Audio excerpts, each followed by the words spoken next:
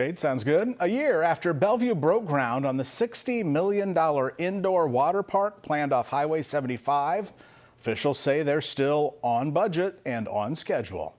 In a statement on social media, city officials say they've tackled permitting and utility work, and right now crews are working on the massive arched trusses.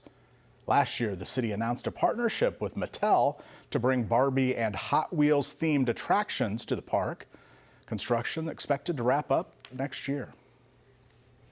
Hundreds of teaching positions went unfilled across Nebraska last year as the state grapples with an ongoing teacher shortage. Coming up, why one metro district thinks the